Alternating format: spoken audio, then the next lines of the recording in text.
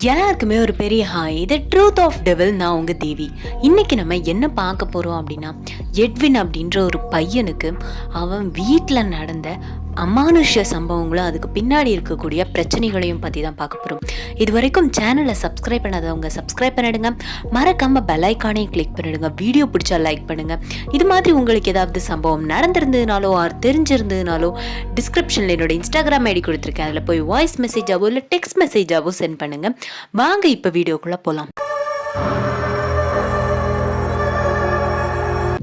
So இது எப்போ நடந்துச்சு அப்படின்னு பார்த்தீங்கன்னா 2017 ராஜபாளையத்தில் எட்வின் அப்படின்ற ஒரு பையனுக்கு நடந்தது தான்.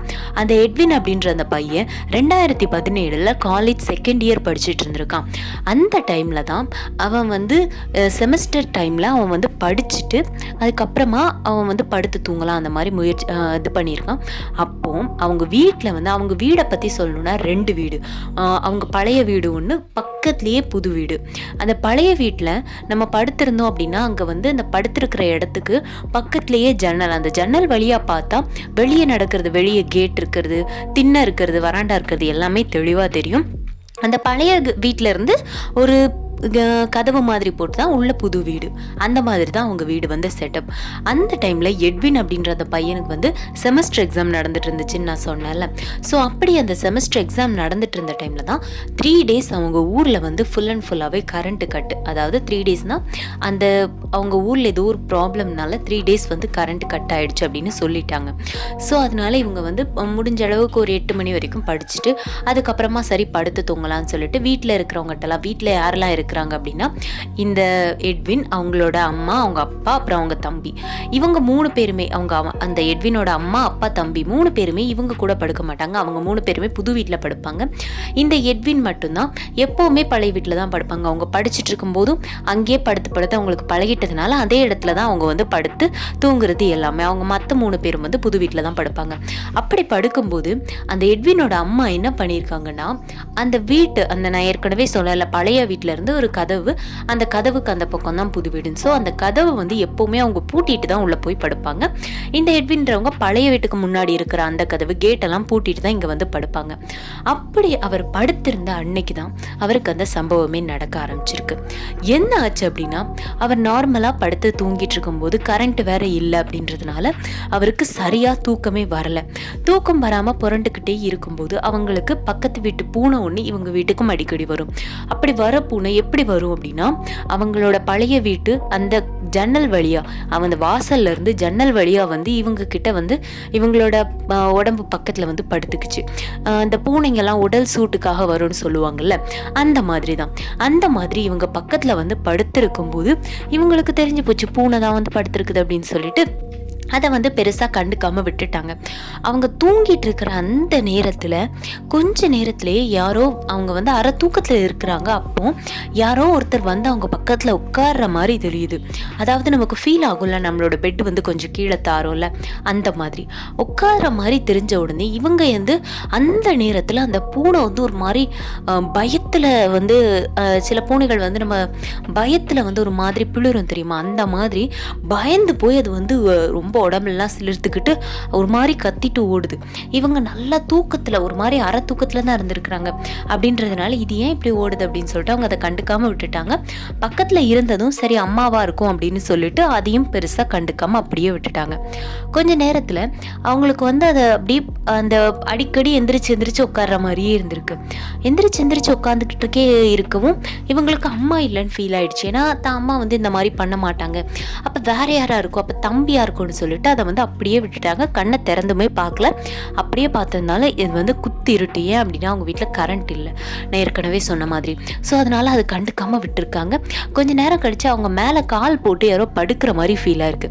அப்படி ஃபீல் ஆன உடனே அவங்க வந்து கன்ஃபார்மே பண்ணிட்டாங்க, கண்டிப்பாக நம்மளோட தம்பியாக தான் இருக்கும், அவன் தான் இந்த மாதிரி சேட்டையெல்லாம் பண்ணுவான், அவன் ஏன் அங்கே படுக்காமல் இங்கே படுத்திருக்கான்ட்டே அங்கே போய் படுக்க வேண்டியதுன்னு சொல்லிட்டு சொல்கிறாங்க. ஆனால் எந்த ரிப்ளையும் வரல. அதுக்கப்புறமா திரும்ப காலை மேலே போடுவோம். இவங்களுக்கு இவங்களுக்கு வந்து கொஞ்ச நேரத்தில் கடுப்பாயிடுச்சு. எந்திரிச்சு தூர போயேன், எதுக்காக இந்த மாதிரி பண்ணிட்டு இருக்கு அப்படின்னு சொல்லி அவங்க சத்தம் கொடுக்கவும் அந்த கால் வந்து எடுத்துட்டாங்க. ஆனால் அதுக்கப்புறமா கையை அப்படியே அவங்க கழுத்துக்கிட்ட கொண்டு வந்து கழுத்துக்கிட்ட அப்படியே அந்த கையை வச்சு லைட்டாக அப்படியே பிடிச்சி இருக்கிற மாதிரி இருந்திருக்கு. இந்த நகமெல்லாம் பெருசு பெருசாக இருந்திருக்கு. அது வந்து அவங்க பார்க்கல, ஃபீல் தான் பண்ணியிருக்காங்க. ஃபீல் பண்ண உடனே அவங்க கண்டுபிடிச்சிட்டாங்க, இல்லையே நம்ம தம்பிக்கு இவ்வளோ நீளமாக நகம் கிடையாது அப்படின்னு. கண்டுபிடிச்ச உடனே இவங்க என்ன பண்ணியிருக்காங்க, அவங்க தம்பி பேர் வந்து கேசவன்.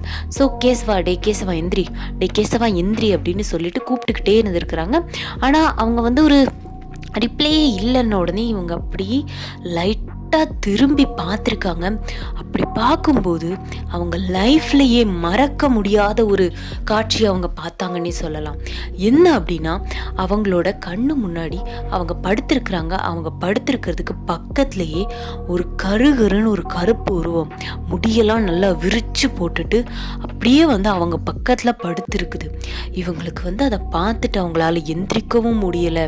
ஏதாவது பண்ணலாமா, ஏதாவது எந்திரிச்சிடலாமா, கத்தலாமான்னு ட்ரை பண்ணுறாங்க, கத்தவும் முடியல. அப்படியே பக்கத்தில் தத்ரூபமாக அவங்க பார்த்துருக்குறாங்க அந்த உருவத்தை. அந்த உருவத்தை பார்த்ததுக்கப்புறம் அவங்களால அமைதியாகவும் இருக்க முடியல. என்ன பண்ணுறதுன்னு தெரியாமல் அப்படி ஒரு மாதிரி பேரஞ்ச மாதிரியே இருந்திருக்கிறாங்க. அதுவும் அந்த உருவம் இவங்க பக்கத்தில் இருந்து இந்த மாதிரி சத்தம் வேற கொடுத்துக்கிட்டே இருந்திருக்கு. இவங்களுக்கு வந்து என்ன பண்ணுறதுன்னு தெரியல, கையை காலை அசைக்க முடியல. இவங்க என்ன பண்ணிட்டு இருந்தாங்க, நான் ஆல்ரெடி இவங்க வந்து பேர் வந்து எட்வின் அப்படின்னு சொல்லியிருந்தேன். இவங்க வந்து ஒரு கிறிஸ்டியன். ஸோ இவங்க என்ன பண்ணியிருக்காங்க, மனசுக்குள்ளேயே ரொம்ப ப்ரே பண்ணிக்கிட்டே இருந்திருக்கிறாங்க. அவங்க கடவுளை வந்து கூப்பிட்டுக்கிட்டே அப்படியே ஒரு கிட்டத்தட்ட ஒரு 1/2 hour ப்ரே பண்ணிகிட்டே இருக்கவும் கொஞ்ச நேரத்தில் அந்த உருவம் என்னென்னா ஒரு புகை மாதிரி அவங்க வீட்டு ஜன்னல் வழியாக போய் வெளியே போய் சம்மணம் போட்டு உட்காந்துருக்குது.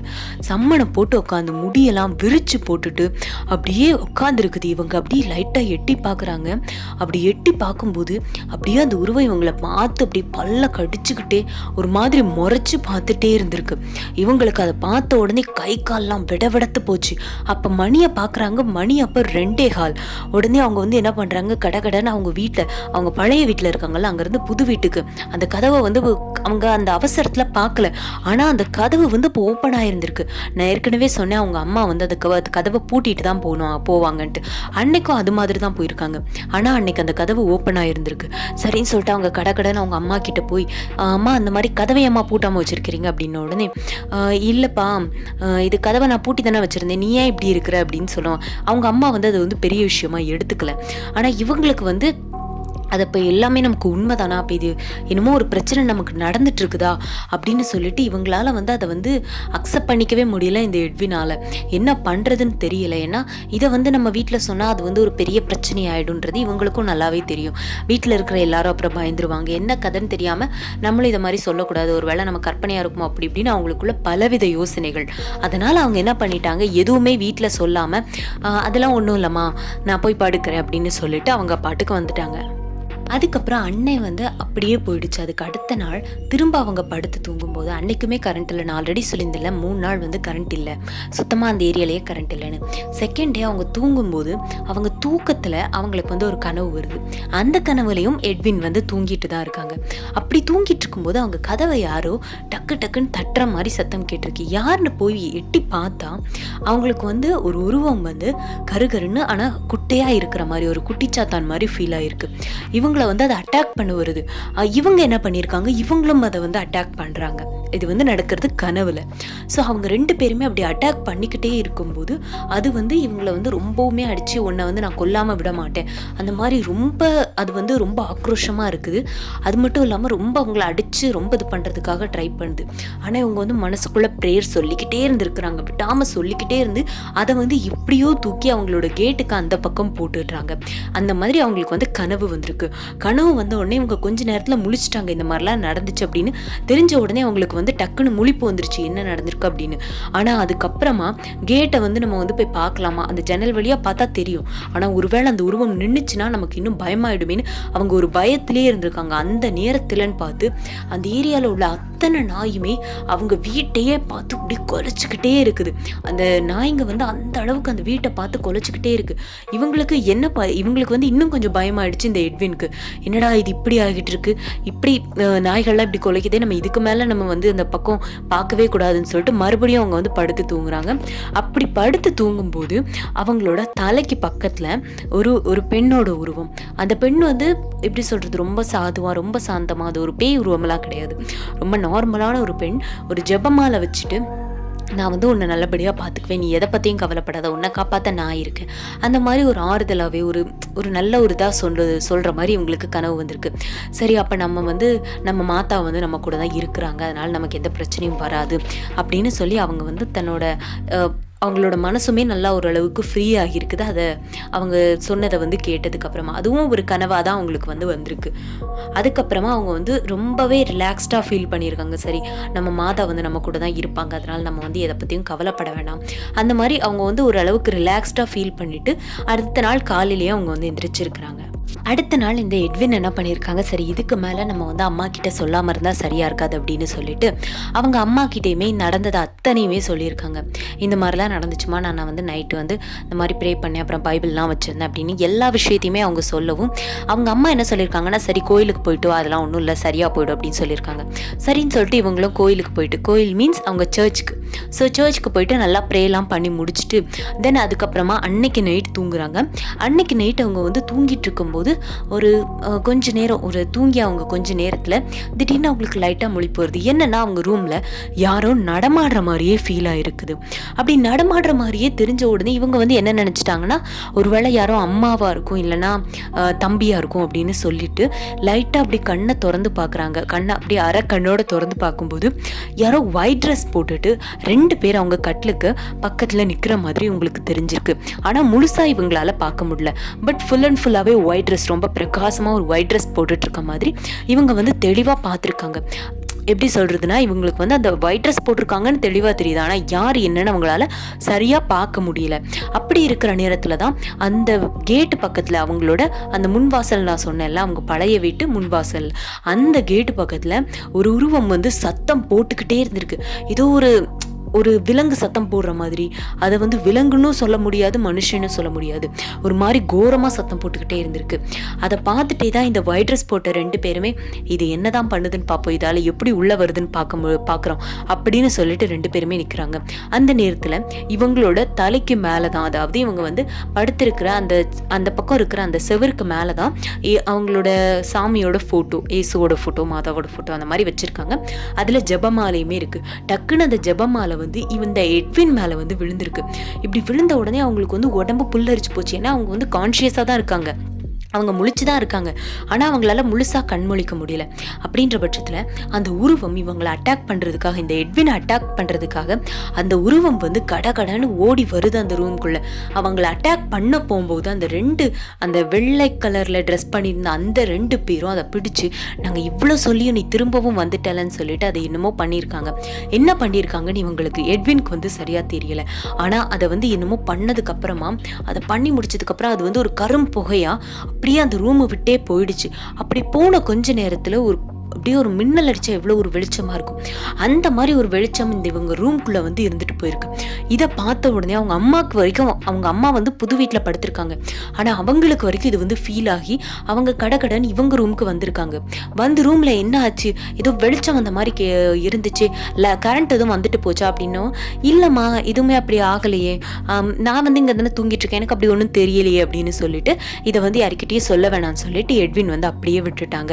ஆனால் அதுக்கப்புறம் அவங்க ரூம்ல அப்படி ஒரு வாசனை, எந்த மாதிரினா அந்த சர்ச்லலாம் இருக்கிறனால அந்த மாதிரி பூக்கள் வாசனை, அந்த மாதிரி அந்த வாசனை வந்து அவங்களுக்கு அப்படி ஒரு வாசனை வந்து அவங்களுக்கு வந்து இருந்திருக்கு. அடுத்த நாள் அவங்க அம்மாவுமே கேட்டிருக்காங்க, என்ன ஒரு ரூம்ல இப்படி ஸ்மெல் வருது அப்படின்னு சொல்லிட்டு. அது வந்து ஒரு நறுமணம்னு சொல்லுவாங்கள்ல, அந்த மாதிரி அவங்களுக்கு வந்திருக்கு, எனக்கு தெரியலையேம்மா அப்படின்னு சொல்லிட்டு இந்த எட்வின் வந்து சொல்லியிருக்காங்க. இந்த விஷயத்துக்கு அப்புறமா தனக்கு கடவுள் மேல இருந்த நம்பிக்கை இன்னும் அதிகமாக இருக்குது அப்படின்னு சொல்லியிருக்காங்க. அண்ட் லாஸ்ட் வரைக்கும் அந்த அவங்கள துரத்துனது, அவங்கள வந்து கொல்ல வந்தது யாரு அப்படின்னு அவங்களுக்கு தெரியாது அப்படின்னு நினச்சிட்டு இருந்தப்ப தான் அவங்களோட சொந்தக்காரங்க ஒருத்தங்க கிட்ட இந்த விஷயத்த சொல்லும்போது அவங்க வந்து சொல்லியிருக்காங்க, இது வந்து யார் அப்படின்னா அவங்க ஊர்லேயே இறந்து போன ஒரு பெண்மணி தான். அவங்க வந்து சூசைட் பண்ணிக்கிட்டு இறந்தவங்க. ஆனால் அவங்க இறக்கும்போது இந்த எட்வின் அப்படின்றவங்க பிறக்க கூட இல்லை. அவ்வளோ காலத்துக்கு முன்னாடி இறந்து போனவங்க. ஆனால் நிறைய பேருக்கு இந்த மாதிரி இவங்களால நடந்திருக்கு அப்படின்னுமே இவங்க வந்து சொல்லியிருக்காங்க. ஸோ இதுதான் இன்னைக்கான சம்பவம். இதை பற்றின உங்கள் கருத்துக்கள் என்ன அப்படின்றத கமெண்ட்ல சொல்லுங்கள். அது